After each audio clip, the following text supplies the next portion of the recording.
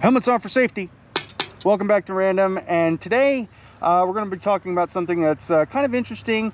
Well, okay, so it starts out a little kind of not interesting, but it actually goes towards developing some pretty interesting tech for something that my editor is unfortunately going to see firsthand when he escapes and leaves me alone for days and days on end because he needs to, quote, regain his sanity. But first, I would say it's 5 o'clock somewhere, and if you enjoy cold beverages and groovy tunes, check out Beer and Song of the Day. But for some reason, Josh Baker, aka Dr. Love, hasn't posted anything in weeks. So, but still check out his channel. You can find the link to that channel in the description down below. Also, check out Scoop the Avenger. You can find him on Twitch, a video game streamer that my editor knows, so check him out. And if you think it's time Texas District 23 replaces Tony Gonzalez, check out Brandon Herrera for Congress.com. You can find that link in the description down below. Now, today's episode, like I said, is about something that started out maybe not so cool, at least as far as modern kids, modern teenagers, and modern adults are concerned, but it actually does kind of end up having some technology and some interesting applications further down the line. And that, of course, is slot cars. Now, a lot of people think that, oh, a slot car, it's just an electric car that goes along a track and you can accelerate and decelerate and blah, blah, blah. It's not all that exciting. Well, yes, that is technically an oversimplification of what a slot car is, but it actually starts earlier than you think. Back in 1912, honestly. Lionel, the company that created model train systems for the Norman Rockwell paintings and Sears Roebuck stores and J.C. Penney and Macy's, they would all have Lionel train sets in the storefront windows. They also developed slot cars to be assisted and added on to those specific model sets. Now, as time went on, the slot cars had newer innovations, things like independent speed control. So you could have two cars set up side by side on different tracks, and you can control which speed was available for which car using different controllers or different variable output transformers, which unfortunately was something you would have to buy separate. Now, in the early days, those slot cars were very similar to the model trains of the era, where they ran on rails. They didn't actually have a road surface and a central slot where power was applied directly to the car.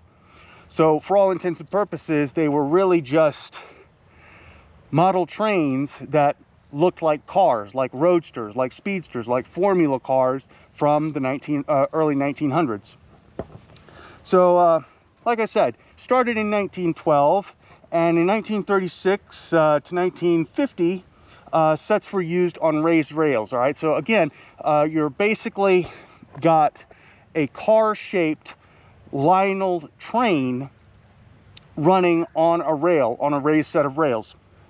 It was in 1957 that many models converted their Scale X clockwork racers into Scale Electric.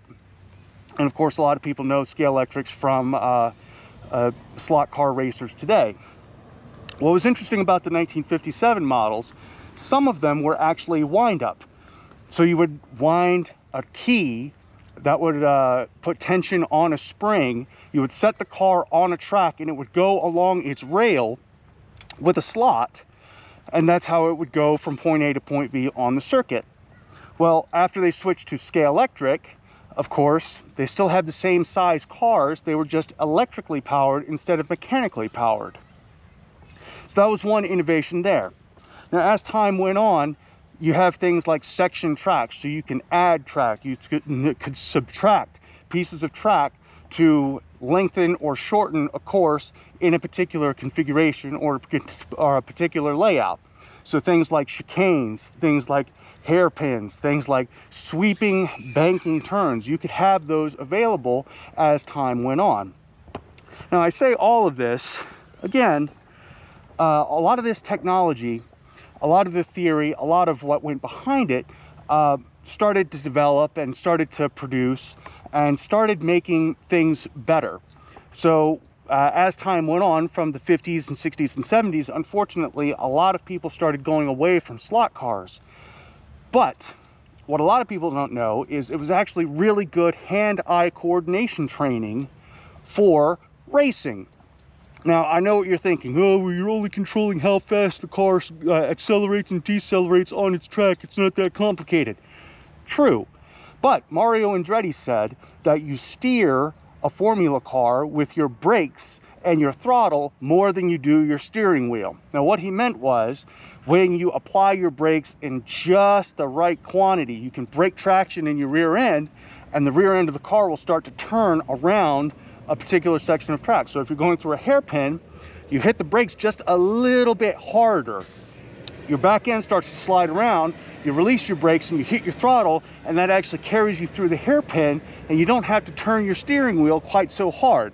Turning your steering wheel in a hard hairpin turn like that actually causes friction. It causes you to lose acceleration, and your engine in your car has to run that much harder. Well, with a slot car, if you're training to take hairpins at maximum speed without going off the track from a very early age, by the time you come to a time where you can drive a car or a go-kart or a Formula car or something like that, all of those skills, all of that practice can be transferred to the bigger car, so you can take that exact same hairpin turn at a higher speed than your opponent, thereby helping you win a race. So slot cars as a training device makes an awful lot of sense, right?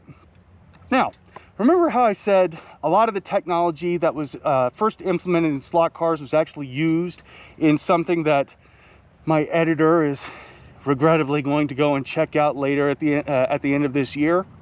Here's how. If my editor does his job and puts the picture right here of what it is he's going to check out, it is Test Track at Disney's Epcot theme park. Now, I'm already hearing you in the comment section, oh, how is that a slot car? Think about it.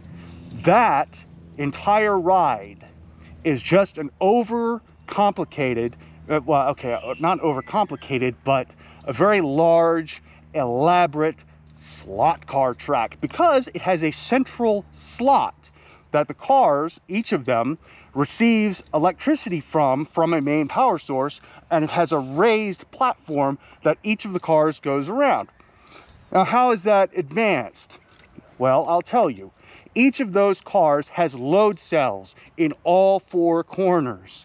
That tells the computer that controls the ride how heavy each car is. So, let's say at Test Track, car number 1 has a total weight of 2,600 pounds. That is the weight of the car plus the weight of all the passengers on board. Now, that car has to accelerate, has to decelerate, has to turn, has to evade, has to do everything along the track with specific parameters every single time. Now, car 2, let's say, weighs 2,500 pounds, and it has to match G-force to G-force, acceleration to acceleration, deceleration to deceleration, exactly with car A, or car number 1, excuse me. Now, how does it do that? Again, it goes off of the load cells. Okay, so the computers say, all right, I know this car has to accelerate from a dead stop to maximum acceleration in this distance. My variable is how heavy the car is. I have to calculate how much power it takes me to accelerate this car to meet this specific parameter in this specific distance. Otherwise, that's a parameter fail, and I have to go back to square one. Now, the mechanics, the programmers, the Imagineers at Test Track, they have got this down to an absolute science. They have got all of the other variables accounted for. And again, the only one that they can't account for with 100% certainty is how much each of the cars weigh. So let's say, for example, it's 3:30 at Walt Disney World, and it starts raining, like it does pretty much every day at 3:30 in the afternoon. So the cars go out on the track, and now they have to contend with a wet surface in the outside portion of the ride. The computers can already compensate for that based on an algorithm that the Imagineers have come up with. They know that going this fast with this weight on these tires on this surface, you will lose this much traction, and they compensate for it and say, all right, don't go this fast to meet this parameter, go this fast to meet this new parameter under this new condition for the track. So it's amazing. Now, as the cars go along, they're not just going along a section of track, they are also interacting and causing different aspects of the ride to enable and engage. Things like animatronics, in the case of the Radiator Springs Raceway at California Adventure. Those activate at certain times predetermined by the cars on the track.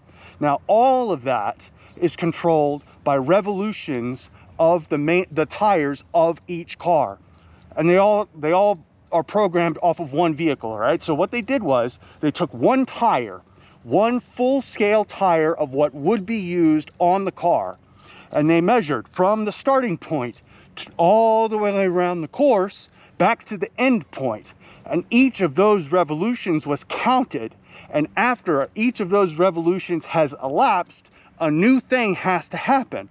Whether or not the wheel on the car turns for a left turn or a right turn, or they're expecting to have a shock absorber move up and down, it would compensate for that.